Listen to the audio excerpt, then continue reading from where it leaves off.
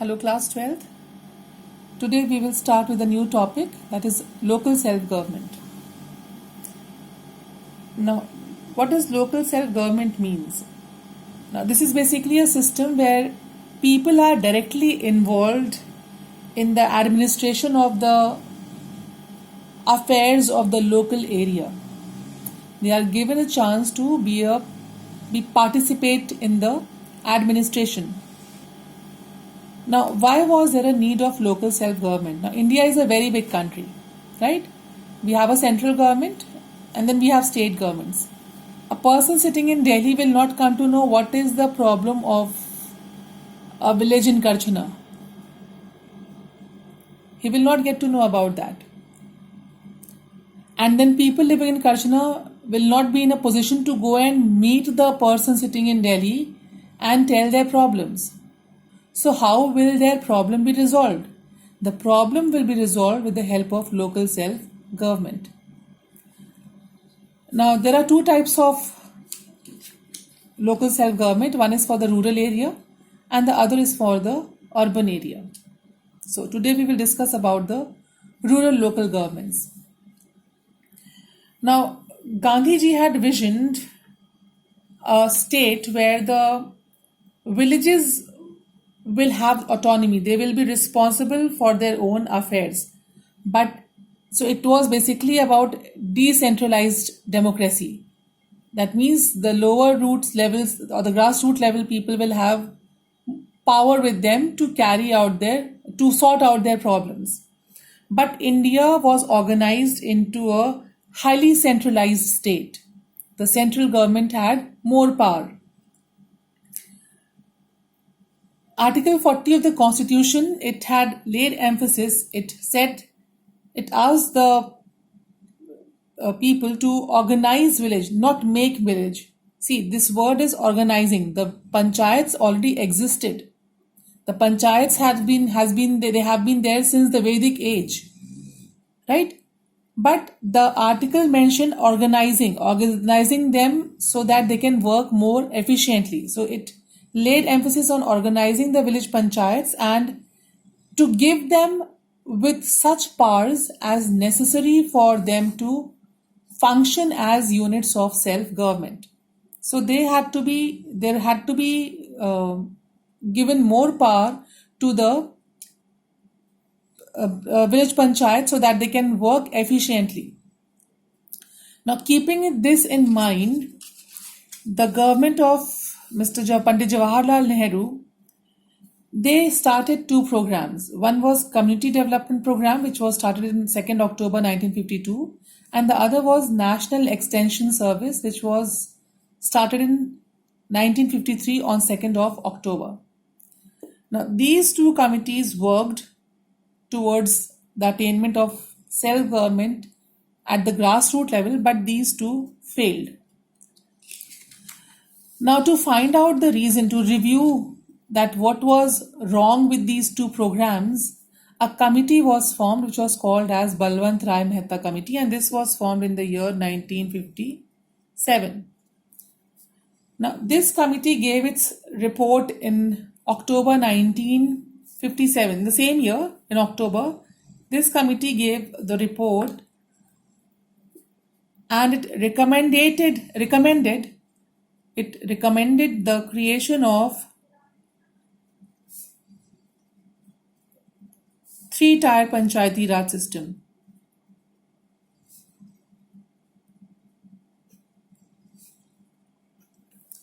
It talked about the creation of three-tier Panchayati Raj system. At the first level, there was to be Panchayat.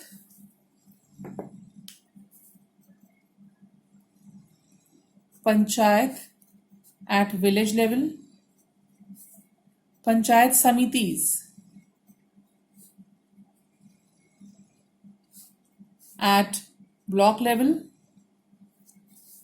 and then Zilla Parishad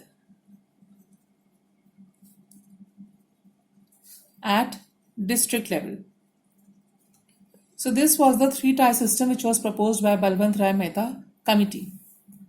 Now, this was So what happened? The central government, when they got this recommendation of the committee, they called the state governments and they asked the state governments to implement this recommendation uh, through a proper legal enactment.